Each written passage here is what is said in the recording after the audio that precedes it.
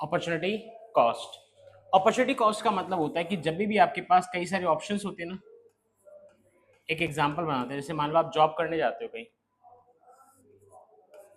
Company ए, company B, company सी, तीनों मान लो एक ही जगह पर है। कंपनी पीतमपुरा में, कहां पर है? पीतमपुरा में। कंपनी ए आपको कितनी सैलरी ऑफर कर रही है? 25,000। बी आपको सैलरी ऑफर कर रही है 30,000, और सी आपको ऑफर कर रही है सैलरी मान लीजिए 35,000। ठीक है, तो बहुत लॉजिकल है कि सर आप कौन सी, क्या कहते हैं इसको, सेलेक्ट करने वाले हो? ऑप्शन सी को सेलेक्ट करने वाले हो। ये तो बहुत basic logic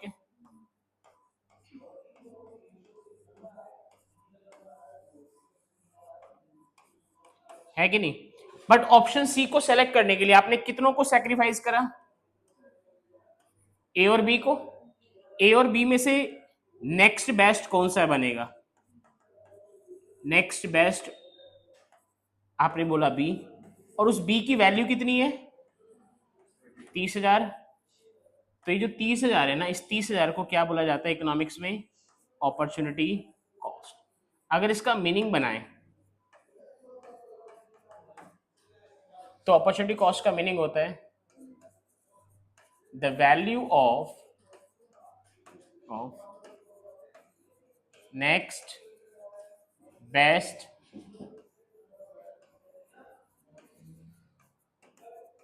alternative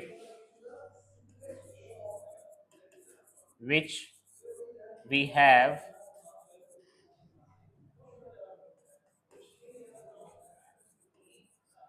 foregone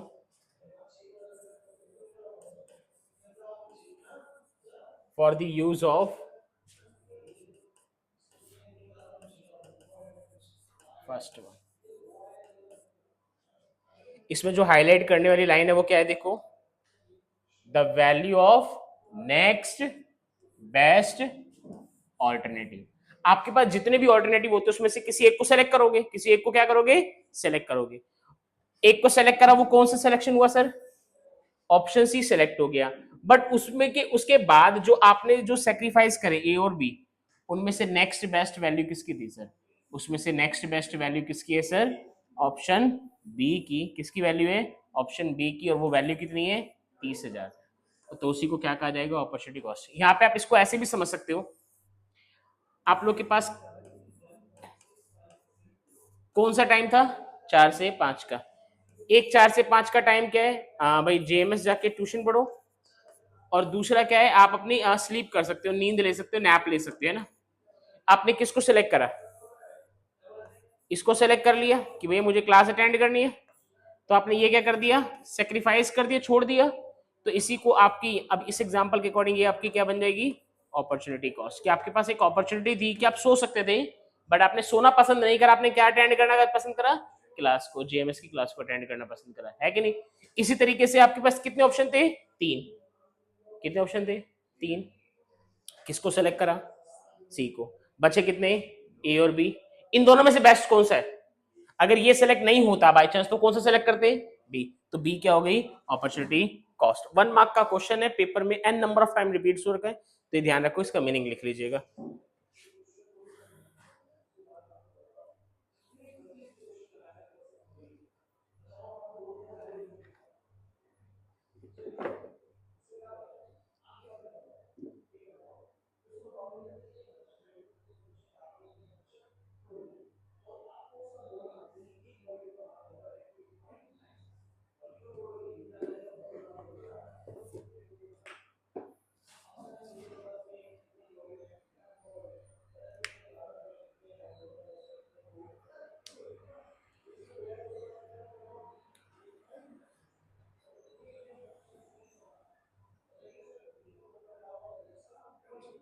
done.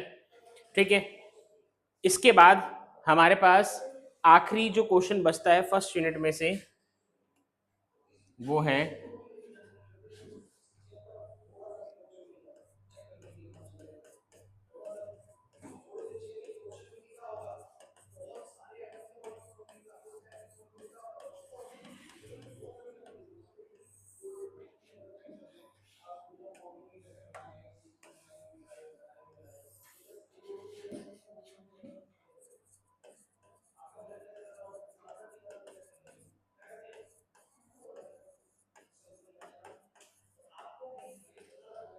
Positive economics और नॉर्मेटिव इकोनॉमिक्स। पॉजिटिव इकोनॉमिक्स और नॉर्मेटिव इकोनॉमिक्स,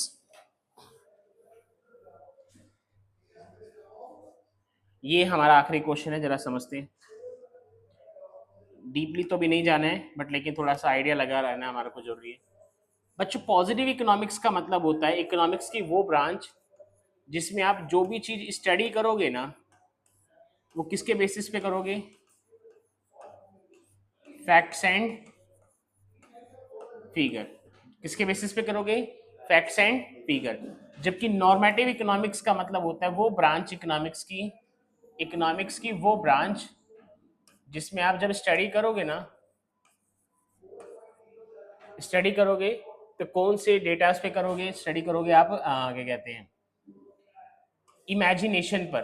किस पर, इमेजिनेशन पर या ओपिनियन पर। किस पर, ओपिनियन। मैं दो सेंटेंस बोल रहा हूं, आप उनमें से सेंटेंस को वेरीफाई करने की कोशिश करना कौन सा पॉजिटिव इकोनॉमिक्स में आएगा, कौन सा नॉर्मेटिव इकोनॉमिक्स में आएगा। इंडिया में गरीबी बहुत है, इंडिया में गरीबी कम होनी चाहिए, इन दोनों में से कौन सा सेंटेंस कहां पर आएगा, जरा सोचो।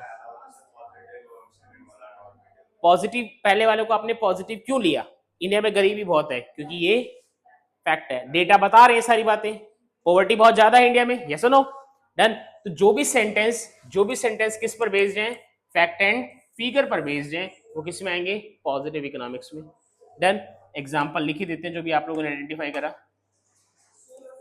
There is huge poverty in India, है ना, there is a huge poverty in India. Okay,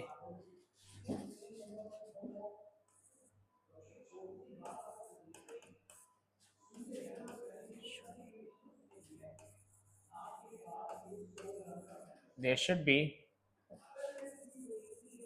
less poverty in India. There should be less poverty in India. यहाँ पे अगर आप नोटिस करो तो यहाँ पे मेरा ओपिनियन नजर आ रहा है, क्या नजर आ रहा है, ओपिनियन। और यहाँ पे कोई ओपिनियन नहीं है, कोई कुछ नहीं है, जो फैक्ट है बस वो बोला है ना। डन। अगर मुझे वेरिफिकेशन करनी हो, क्या करनी हो, वेरिफिकेशन करनी हो कि ये बात सच है या नहीं है, तो किस में वेरिफिकेशन पॉसिबल है, पॉजिटिव में या नॉर्मेटिव में, पॉजिटिव में, क्योंकि पॉजिटिव में आपके पास क्या अवेलेबल है, नॉर्मेटिव में तो सिर्फ इंसान की क्या है, यहाँ पे क्या है, ओपिनियन। सर मैंने तो बोला था, मैंने ये थोड़ा, मैं तो बोल रहा था, मैं तो बता रहा था कि गरीबी कम होनी चाहिए, मैंने थोड़ा कहा था कि गरीबी कम हो गई है कि नहीं। तो यहाँ पे अगर कभी 1 मार्क का क्वेश्चन पूछे कि वेरिफिकेशन किस में पॉसिबल है, तो वेरिफिकेशन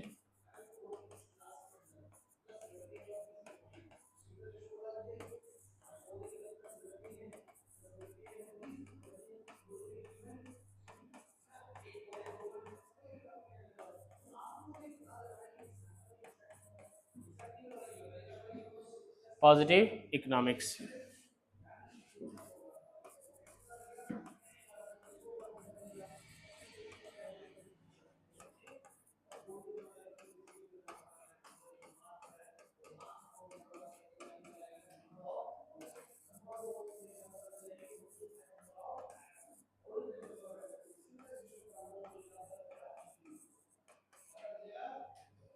डन। प्लीज इतना नोट कर लीजिए कि यहाँ पे आके आप लोग के जो फर्स्ट यूनिट थी माइक्रो इकोनॉमिक्स की वो पूरी खत्म हो गई है।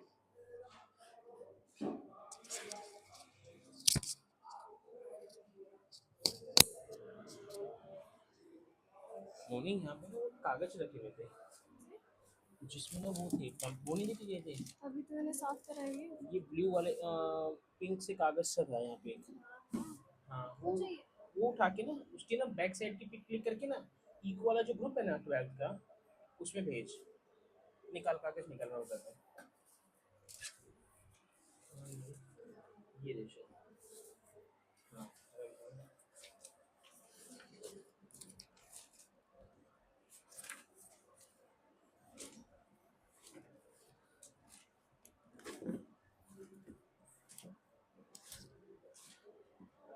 ये वाले हिस्से की ना उसमें फोटो भेज दे। एक बच्चे को ना बुक्स मंगवानी है तो मैंने कहा ये हमारे पास कोई दे के गया था, आप मंगवा लो।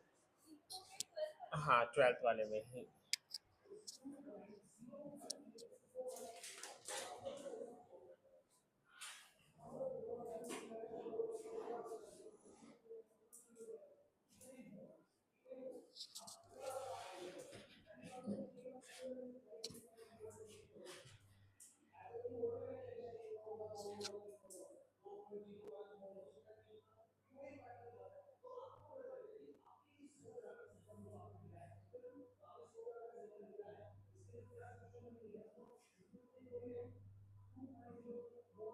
डन।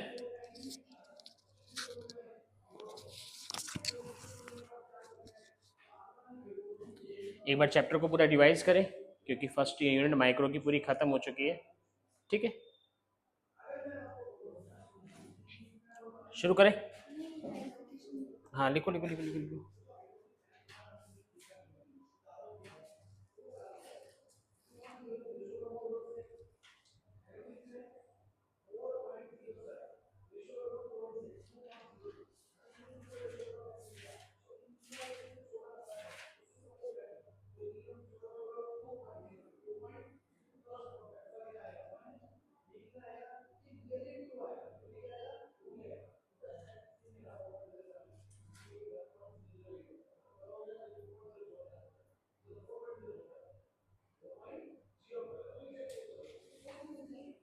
ठीक है चलिए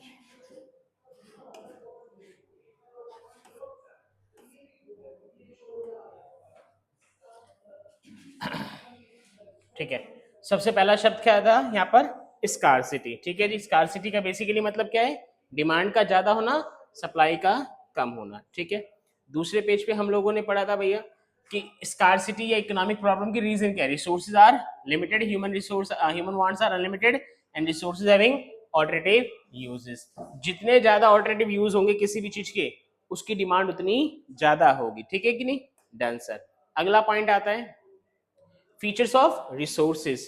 सर रिसोर्सेज के दो फीचर है, resources are limited and resources having alternative uses. Feature of human wants आ जाए तो human wants are unlimited and wants are different from person to person. एक की डिमांड अलग है, जैसे मैंने अपना एग्जांपल और आपका एग्जांपल लेता, आप लोग की भी डिमांड अलग है, वांट्स अलग है, मेरी वांट्स अलग है। डन। ठीक है जी। उसके बाद यहाँ पे ध्यान रखना, if there is a no scarcity no economics. Economics पढ़ रहे हैं हम तो उसकी वजह ही यही है क्या कि क्या है, स्कार्सिटी है सर। अगर स्कार्सिटी नहीं होती तो उस टॉपिक को हम लोग पढ़ते नहीं। हाई स्कार्सिटी, एक चीज और ध्यान रखना है, स्कार्सिटी के लिए आपको क्या करना पड़ता है, पे करना पड़ता है। क्या करना पड़ता है, पे। यहाँ पे हमने वो हॉस्पिटल वाला क्वेश्चन लिखा था, याद है कि हॉस्पिटल में दवाइयां फ्री में मिलती है, तो इसका मतलब क्या स्कार्सिटी नहीं है उसकी? नहीं सर ऐसी बात नहीं है, उनकी स्कार्सिटी है। तो ध्यान रखना क्वेश्चन आएगा, medicine government hospital are free, that means if sorry it is unlimited, true और फॉल्स। तो सर ध्यान रखिएगा, फ्री में आपको मिल रही है, फ्री में आपको मिल रही है, सरकार तो पेमेंट दे के ही खरीद रही है ना उसको। तो ध्यान रखना फॉल्स, बिकॉज गवर्नमेंट जो कर रही है ना ये, वो किस पर्पस के लिए कर रही है, वेलफेयर पर्पस के लिए। क्या वेलफेयर पर्पस है कि भाई दवाइयों को फ्री में बांटा जाए। ऐसे भंडारा होता है, आपको फ्री में मिला बट सामने वाले ने तो उसके आटे के, तेल के, हलवाई को पेमेंट करी है ना सर। तो ध्यान रखेंगे। अच्छा जिस चीज की भी स्कार्सिटी होगी उसके लिए क्या करना पड़ेगा, प्राइस पे करना पड़ेगा। क्या करना पड़ेगा, प्राइस पे करना पड़ेगा। स्कार्सिटी जितनी ज्यादा प्राइस उतना ज्यादा, स्कार्सिटी जितनी कम प्राइस उतना कम। ये ध्यान रखिएगा इस पेज पे। उसके बाद 11th को मैंने बताए थे यहाँ पर। ठीक है जी, प्रोड्यूसर वगैरह सब मैंने बताया था, इसको तो रिलेटेड भी करते हैं। सेंट्रल प्रॉब्लम्स, हमारी जो फर्स्ट यूनिट में ज्यादा सबसे बड़ा क्वेश्चन है वो है सेंट्रल प्रॉब्लम। तीन प्रॉब्लम है, what to produce, how to produce, for whom to produce. ठीक है कि नहीं। वर्क टू प्रोड्यूस में हम लोगों ने